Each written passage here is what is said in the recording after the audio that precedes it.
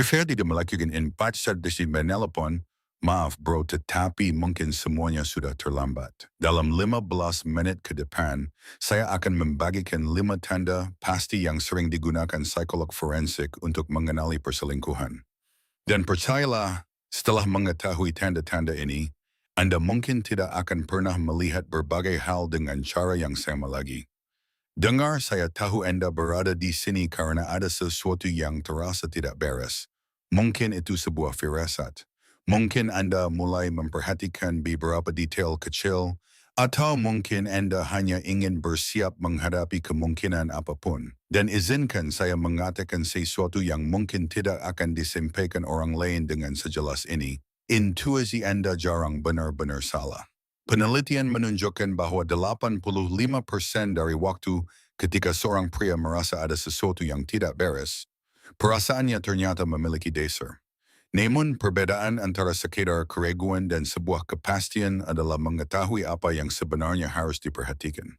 Saya telah mempelajari perilaku manusia, psikologi wanita, dan pola-pola perselingkuhan selama lebih dari 10 tahun. Saya telah menganalisis ribuan cases, berbicara dengan terapis pasangan, penyelidik swasta, dan bahkan dengan wanita yang pernah berselingkuh.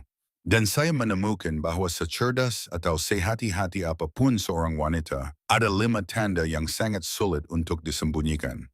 Tanda-tanda ini sering muncul secara tidak sengaja, tertanam dalam cara kerja biologi dan otak manusia. Dan begitu Anda mulai mengenalinya, tanda-tanda tersebut menjadi sangat sulit untuk diabaikan. Sebelum kita melanjutkan, saya ingin Anda memahami satu hal penting. Ini bukan dimaksudkan untuk menimbulkan paranoia atau menghancurkan hubungan yang sehat.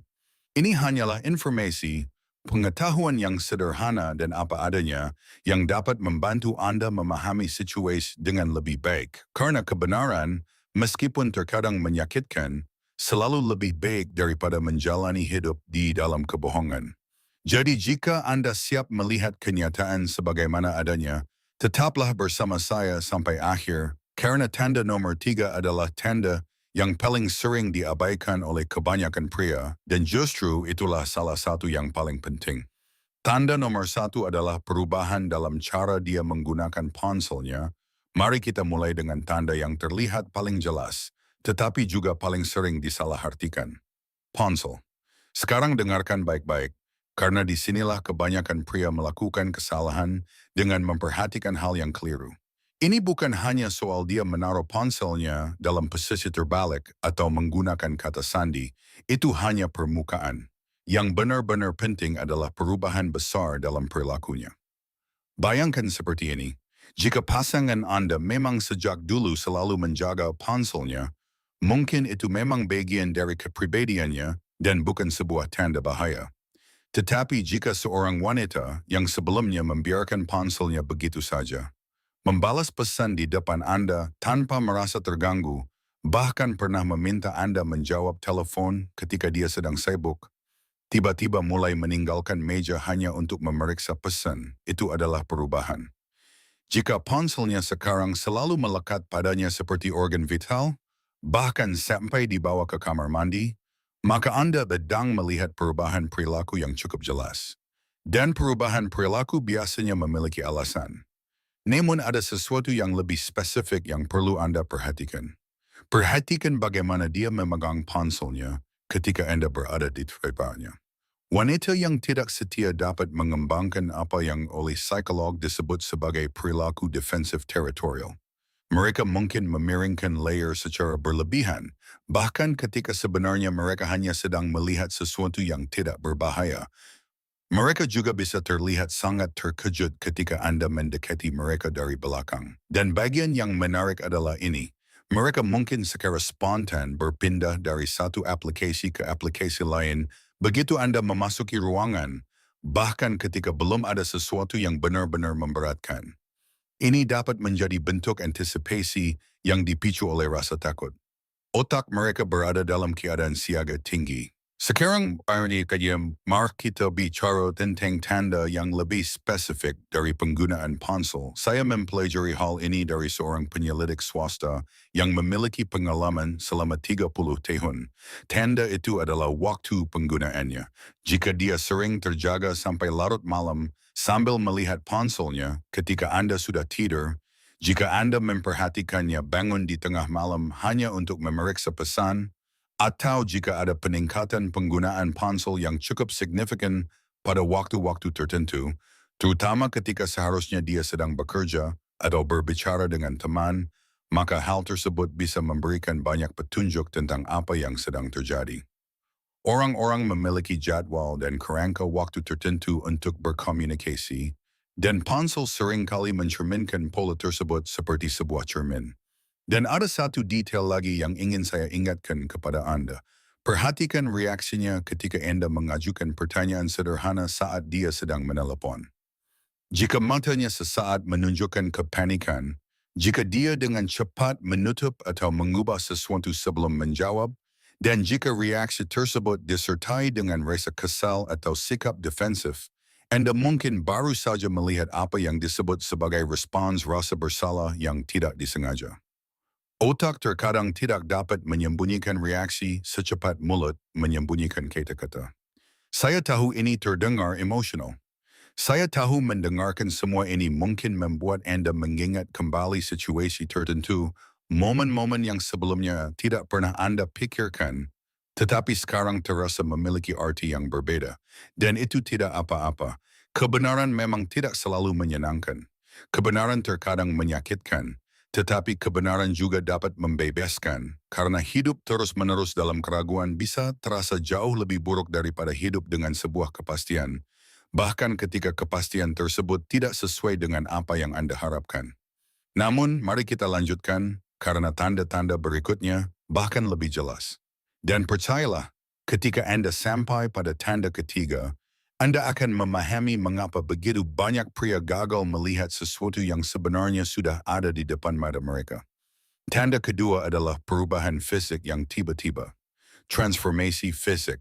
Tanda kedua adalah sesuatu yang hampir semua orang bisa perhatikan, tetapi hanya sedikit yang benar-benar mampu menafsirkannya dengan tepat. Perubahan fisik yang mendadak. Dan saya tidak sedang berbicara hanya tentang dia yang mulai berdandan lebih sering. Itu terlalu sederhana. Saya berbicara tentang perubahan identitas, perubahan estetika yang tampaknya tidak memiliki alasan yang berkaitan dengan Anda.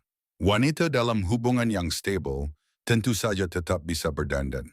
Mereka memiliki rutinitas, gaya dan cara tertentu dalam menampilkan diri kepada dunia yang biasanya relatif konsisten. Namun ketika orang lain mulai masuk ke dalam sebuah hubungan, sesuatu yang menarik dapat terjadi dalam psikologi mereka. Mereka mulai melihat dirinya sendiri dengan cara yang berbeda. Mereka bahkan bisa mulai membentuk kembali dirinya untuk orang lain tersebut. Perhatikan jika dia tiba-tiba mulai pergi ke gym dengan antusiasme yang sebelumnya tidak pernah terlihat. Jika gaya pakaiannya berubah secara drastis, jika dia memilih penampilan yang benar-benar berbeda, atau jika dia membuat perubahan besar pada penampilannya tanpa membicarakannya dengan Anda dan tanpa tujuan tertentu yang bisa Anda pahami bersama. Ini belum tentu berarti pertumbuhan pribadi, terkadang bisa menjadi bentuk pencitraan ulang untuk audiens yang baru. Namun inilah detail yang sering sekali dilewatkan oleh pria. Perhatikan bagaimana dia berpakaian. Jika dia memakai pakaian terbaiknya, parfum terbaiknya, menampilkan sisi terbaik dirinya, lalu mengatakan bahwa dia hanya akan pergi ke supermarket, bertemu teman, atau menghadiri rapat kerja rutin. Wah, angkanya terasa tidak masuk akal. Tidak banyak orang yang berdandan seperti itu hanya untuk membeli susu. Tidak banyak orang yang memakai sepatu hak tinggi hanya untuk bertemu sahabatnya pada hari Selasa pukul 3 sore. Tingkat penampilan biasanya perlu sejalan dengan aktivitas yang dikatakan akan dilakukan. Dan ada satu hal lain yang telah dikonfirmasi kepada saya oleh banyak terapis pasangan, perubahan pada pakaian dalam. Jika tiba-tiba muncul pakaian dalam baru yang belum pernah Anda lihat sebelumnya, Jika Anda menemukan beberapa set pakaian dalam yang tidak pernah dia gunakan bersama Anda, atau jika dia mulai memberikan perhatian lebih besar pada detail tertentu yang menurut Anda sebelumnya tidak terlalu penting, Anda mungkin mulai menghubungkan titik-titik tersebut. Perhatikan, ketika Anda memuji penampilannya, lihat bagaimana reaksinya. Jika dia terlihat canggung, jika dia meremehkan usaha yang jelas-jelas telah dia lakukan, jika dia menghindari kontak mata atau buru-buru mengganti topik pembicaraan, bisa jadi usaha tersebut bukan ditujukan kepada Anda. Otaknya mungkin mengalami disonansi kognitif, yaitu ketidaknyamanan ketika dirinya diperhatikan oleh orang yang tidak menjadi sasaran dari usaha tersebut. Tanda ketiga adalah jarak emosional yang terselubung.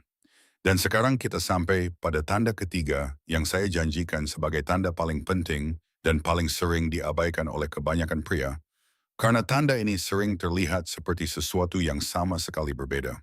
Saya berbicara tentang jarak emosional yang disamarkan sebagai kemandirian atau pertumbuhan pribadi.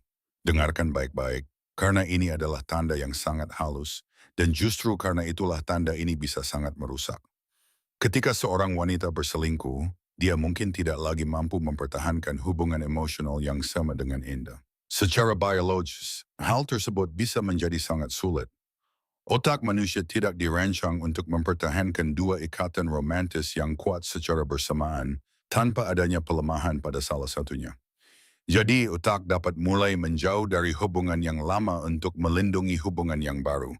Namun karena dia tidak bisa secara terbuka mengatakan bahwa dirinya sedang menjauh, dia mulai mencari alasan.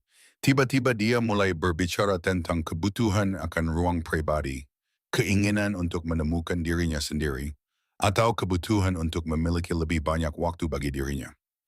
Dia mulai mempertanyakan hubungan tersebut bukan melalui masalah tertentu yang dapat diselesaikan, tetapi melalui pernyataan yang lebih abstrak dan filosofis. Dia mengatakan hal-hal seperti, "Aku tidak tahu apakah kita benar-benar cocok. Aku merasa kita sudah semakin jauh. Aku perlu mencari tahu siapa diriku di luar hubungan ini." Izinkan saya menjelaskan, pertumbuhan pribadi itu nyata dan sah. Tetapi pertumbuhan pribadi yang sehat tidak harus disertai kerahasiaan atau kontradiksi. Seorang wanita yang benar-benar sedang berkembang biasanya ingin berbagi proses tersebut dengan Anda. Dia ingin melibatkan Anda dalam minat barunya, pemikiran barunya, dan perubahan yang sedang dia alami. Tetapi seorang wanita yang menggunakan pertumbuhan pribadi sebagai kedok dapat secara perlahan dan sistematis mulai mengecualikan Anda dari proses tersebut. Perhatikan tanda-tanda spesifik ini. Dia tidak lagi menceritakan detail tentang harinya kepada Anda. Dia memberikan jawaban yang samar ketika Anda bertanya, "Bagaimana harimu?" Dia tidak lagi mencari Anda untuk berbagi kegembiraan maupun kekecewaannya. Dia berhenti berdebat dengan Anda mengenai hal-hal yang sebelumnya mengganggunya. Dan poin terakhir ini sangat penting. Ketika seorang wanita berhenti berdebat, itu tidak selalu berarti dia telah menemukan kedamaian batin. Terkadang itu karena dia tidak lagi merasa perlu menginvestasikan energi emosional dalam konflik tersebut. Konflik membutuhkan investasi, dan mungkin investasinya sekarang berada di tempat lain. Perhatikan juga hal ini. Dia mulai berhenti membuat rencana masa depan yang melibatkan Anda. Dulu dia berbicara tentang perjalanan yang ingin kalian lakukan, rumah yang ingin kalian beli, atau tujuan yang ingin kalian capai bersama. Sekarang dia lebih sering membicarakan rencana individu atau hanya berbicara tentang apa yang terjadi saat ini. Dia berhenti membicarakan masa depan sama sekali. Seolah-olah garis waktunya telah berkabang dan Anda tidak lagi berada di kebang yang sedang dia bayangkan secara mental. Dan tanda yang paling menyakitkan, tetapi juga cukup jelas, adalah ketika dia kehilangan minat terhadap kehidupan Anda. Dia tidak lagi bertanya tentang pekerjaan Anda, proyek Anda, atau kekhawatiran yang sedang Anda hadapi. Bukan hanya karena dia tiba-tiba menjadi egois, tetapi karena sumber daya emosionalnya mungkin sudah terserap oleh hal lain. Dia tertarik pada kehidupan, masalah, dan cerita orang lain.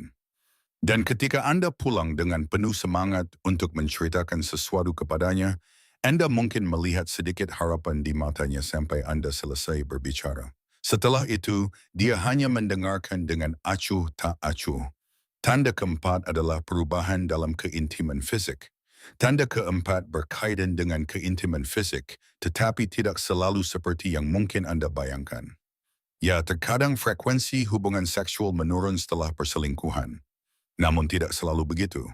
Bahkan dalam beberapa kasus, justru sebaliknya yang terjadi, dan hal inilah yang benar-benar membingungkan banyak pria. Ada dua skenario, dan keduanya bisa menjadi tanda yang perlu diperhatikan. Yang pertama, musik adalah yang paling jelas, penolakan yang terus-menerus. Tetapi saya tidak berbicara tentang penolakan sesekali. Saya berbicara tentang pola penghindaran yang konsisten. Dia selalu merasa lelah, selalu sakit kepala, atau selalu memiliki alasan lain. Dan ketika akhirnya dia setuju, semuanya terasa mekanis dan tidak terhubung, seolah-olah tubuhnya berada di sana tetapi pikirannya berada di tempat lain. Karena mungkin memang berpestu, namun skenario kedua justru menjadi jebakan bagi banyak pria. Peningkatan hasrat seksual yang terjadi secara tiba-tiba. Dan berikut dasar psikologis yang sering dibahas dalam situasi seperti ini. Rasa bersalah. Ketika seorang wanita berselingkuh, dia mungkin mengalami apa yang oleh sebagian psikolog disebut sebagai kompensasi seksual. Secara tidak sadar, dia mencoba menyeimbangkan pengkhianatan tersebut dengan menjadi lebih tersedia, lebih aktif, atau bahkan lebih terbuka terhadap hal-hal yang sebelumnya tidak biasa dilakukan. Ini bisa menjadi cara untuk menghadapi rasa bersalah tanpa harus mengakuinya. Jadi perhatikan hal ini. Jika dia tiba-tiba ingin mencoba sesuatu yang sebelumnya pernah dia tolak, jika muncul teknik atau gerakan yang belum pernah dia lakukan sebelumnya, atau jika perilaku seksualnya berubah tanpa adanya percakapan dan proses eksplorasi bersama yang alami, Anda mungkin mulai bertanya-tanya dari mana perubahan tersebut berasal. Preferensi seksual tidak berkembang begitu saja dalam ruang hampa. Pengalaman dengan orang lain dapat memengaruhinya. Dan ada tanda lain yang lebih spesifik untuk diperhatikan. Kehadiran mentalnya selama berhubungan seks. Apakah dia lebih sering menutup mata dibandingkan sebelumnya? Apakah dia menghindari kontak mata? Apakah dia terlihat teralihkan atau terburu-buru ingin menyelesaikannya? Seks adalah momen yang sangat rentan dan intim. Dan jika dia tidak benar-benar hadir secara mental, mungkin pikirannya memang sedang berada di tempat lain. Perhatikan juga perubahan dalam kebersihan intimnya. Jika dia tiba-tiba menjadi jauh lebih berhati-hati ketika mandi, bahkan setelahnya, atau menunjukkan perhatian yang berlebihan terhadap aroma dan penampilannya yang sebelumnya tidak pernah terlihat. Terutama jika perhatian tersebut tampaknya bukan ditujukan kepada Anda mungkin sedang melihat hasil dari berbagai perubahan lain yang terjadi secara bersamaan. Tanda kelima adalah perlindungan berlebihan dan proyeksi.